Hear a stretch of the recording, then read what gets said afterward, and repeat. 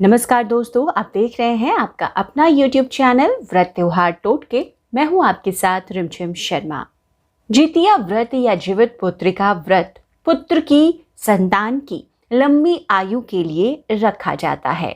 इस व्रत में विधि विधान से पूजन कर व्रत कथा को जरूर पढ़ना या सुनना चाहिए। तो दोस्तों, आज इस वीडियो में मैं आपको जितिया व्रत जीवित पुत्रिका व्रत की व्रत कथा सुना रही हूं। जीवित पुत्रिका व्रत कथा। गंधर्वों के एक राजकुमार थे जिनका नाम जिमूत वाहन था। वो बहुत ही उदार और परोपकारी थे।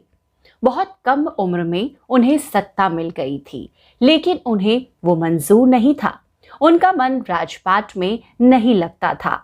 ऐसे में वो राज्य छोड़ अपने पिता की सेवा के लिए वन में चले गए।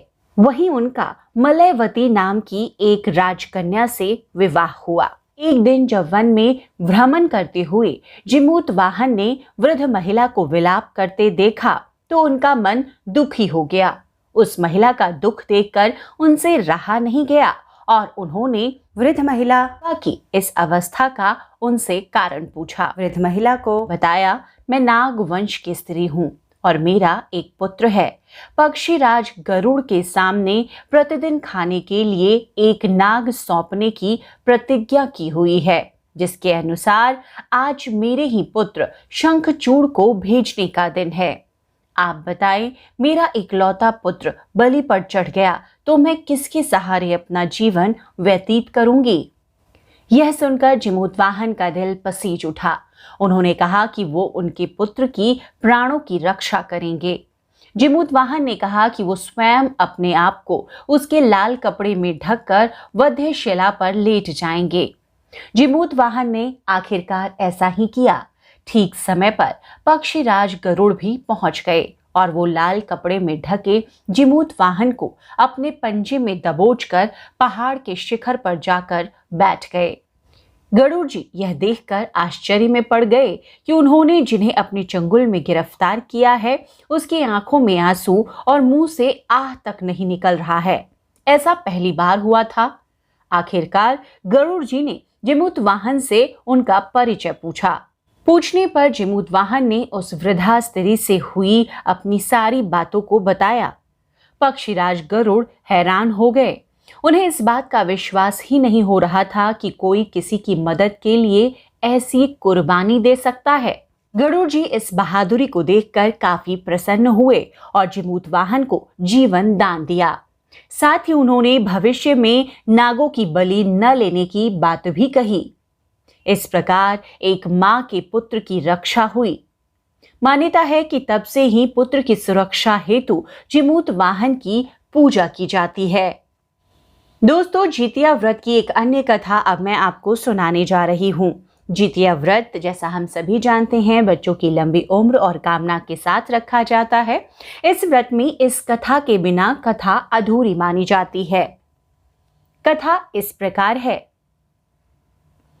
नर्मदा नदी के पास एक नगर था, कंचनवटी।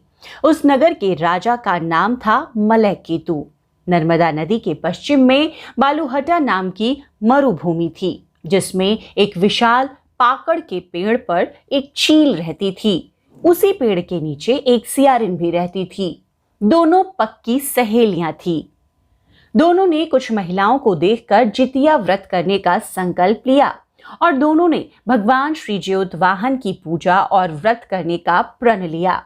लेकिन जिस दिन दोनों को व्रत रखना था, उसी दिन शहर के एक बड़े व्यापारी की मृत्यु हो गई।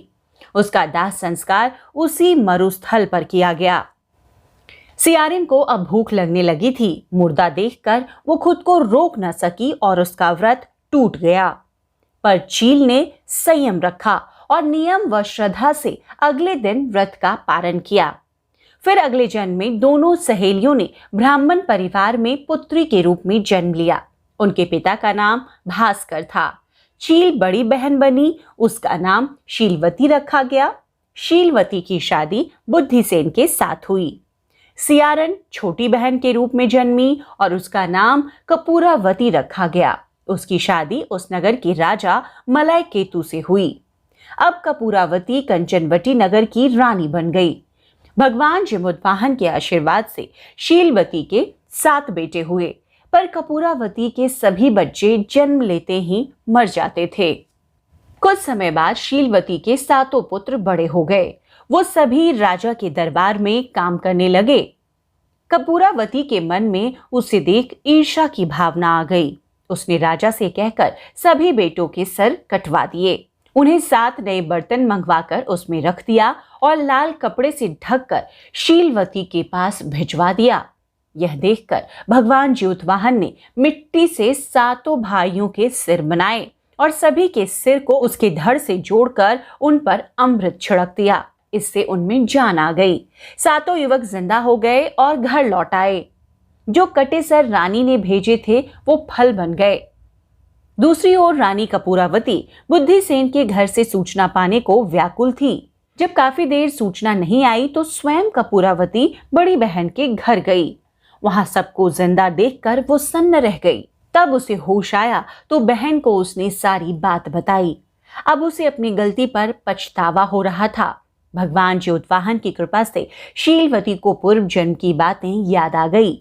वह कपूरावती को उसी पाकड़ के पेड़ के पास ले गई और उसे सारी बातें बताई। कपूरावती बेहोश हो गई और उसकी मृत्यु हो गई।